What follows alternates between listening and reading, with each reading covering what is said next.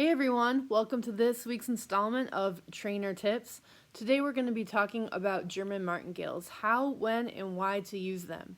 I've got a couple clips here with an experienced horse and a green horse and some analysis on the ride and the effectiveness of the German Martingale. So keep watching and hopefully you can learn a little bit about why, when, and how to use a German Martingale when training your horse.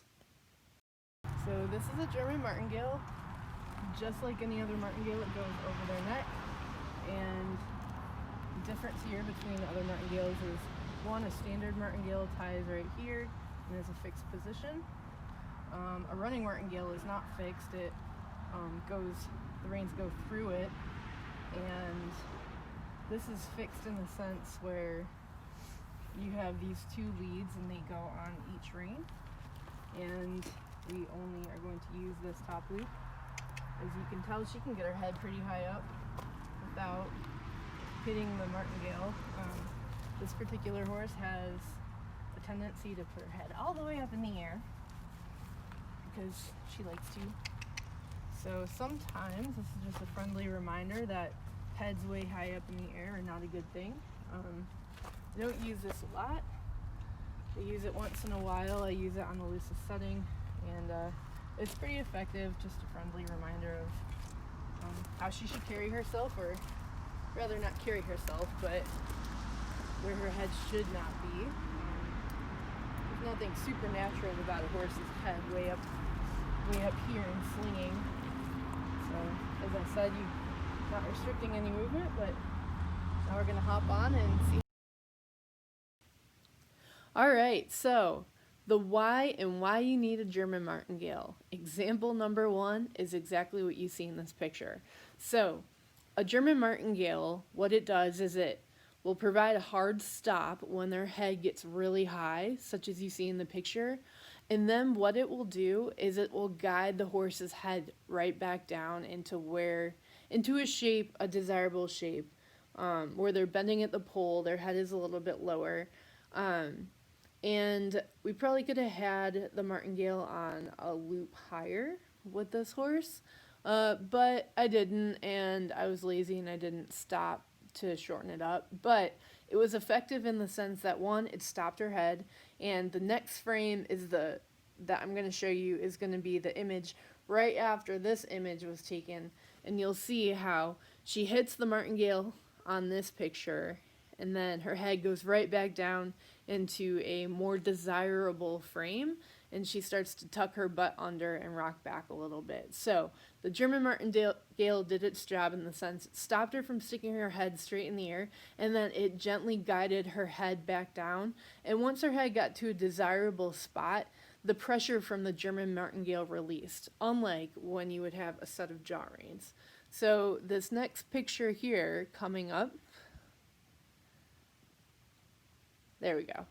This one was taken immediately after the previous image, and this is a nice way of carriage. So I would, for an unfit horse who's been off for a couple months, which she has, this is maybe her first week back into riding, I am pretty happy with that.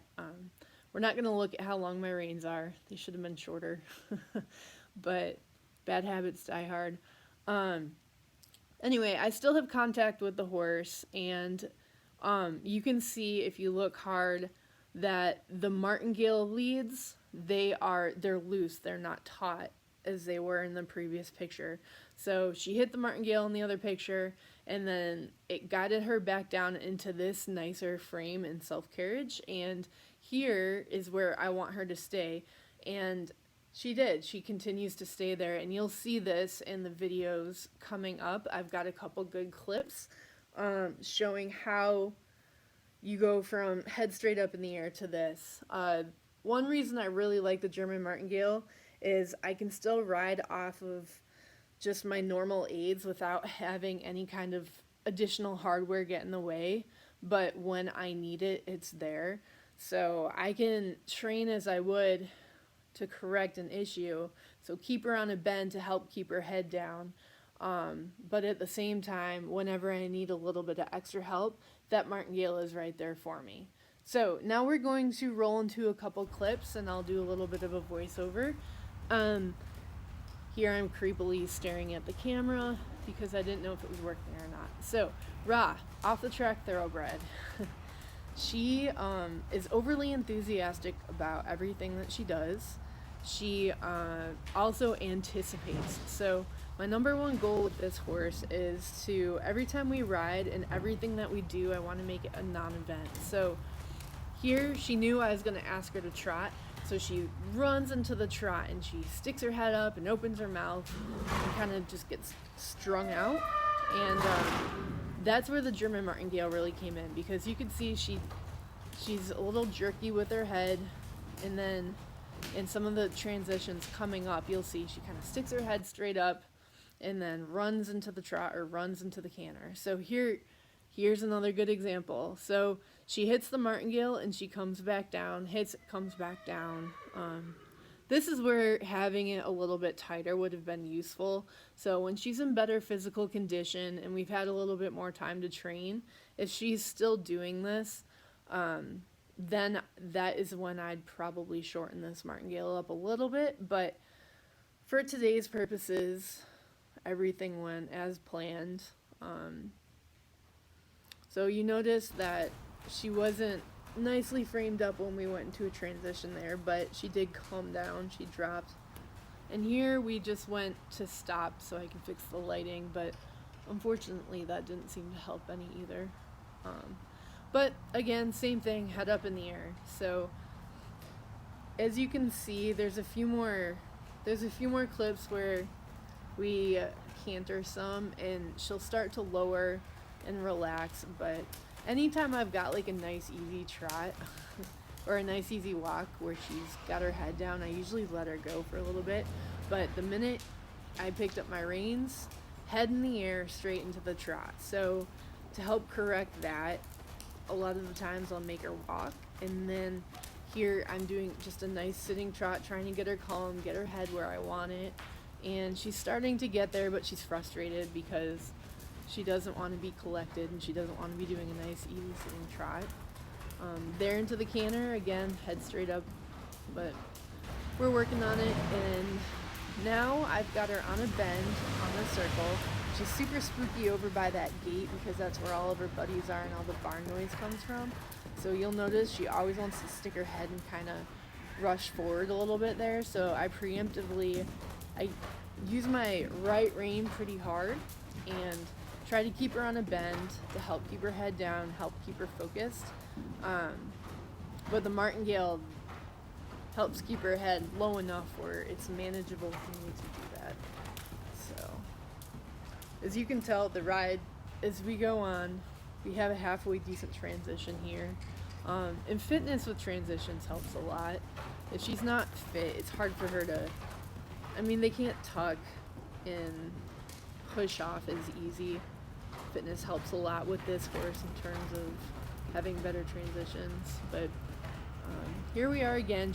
You can tell now it's more consistent, her head's down, but there you go. She's hitting the martingale there. When she puts her head up, she hits the martingale and comes right back down. But this martingale is not as offensive as maybe a set of draw reins might be. They're not as restrictive. This is not as restrictive, so I like it because you get the opportunity to ride and correct the horse as you would without the rig on, but it's there when you need it. So right there I needed it, and right by the gate, that's where I took those earlier pictures. And here she's going really nicely, so I could just watch that all day. And then you could see she pokes her nose out. I think there's some fitness issues there too. So don't really want to put that martingale too tight unless they are fit enough to be able to do what you're asking. And the other thing is you don't want to use a martingale to, it's a training aid. It's not to force the horse's head down. So don't ever use it that tight. So the second reason that I use a German Martingale is on babies. So, or not babies, but this is Chubby. He's broke. He has had quite a bit of time off this year. He's never really been in a program. His training has been quite sporadic before me, and then this was my first summer with him, and he had a stone bruise. He tried degloving his entire outside of his left front leg, and he also had a puncture wound. So Chubby's been off a lot. And this is his first time using a German Martingale, so again, it's on the loosest setting. I didn't know if he'd hit that, go straight up, and freak out, so err on the side of caution and let him figure it out. He's pretty good with it. His MO is he stops and backs up, or he'll get really, really slow, so it's hard to really leg him into the bridle. He's not super reactive to leg, which is something we'll work on, but you'll see here, it'll keep his head down. He does a lot of the head slinging, and instead of fighting to like really get his head down, a German Martingale is really nice on a young horse because it puts their head in the right spot, but it does it gently and it guides their head down. So I really like a German Martingale on young horses because it's not strong, it's not forceful, it just guides them into the right place. So I hope you enjoyed that video. If you have any questions or comments, please leave them below. Hopefully this helps you and your horses and your training endeavors. If you enjoyed this video, please don't forget to hit the like and subscribe button, and please watch for more. Thanks again.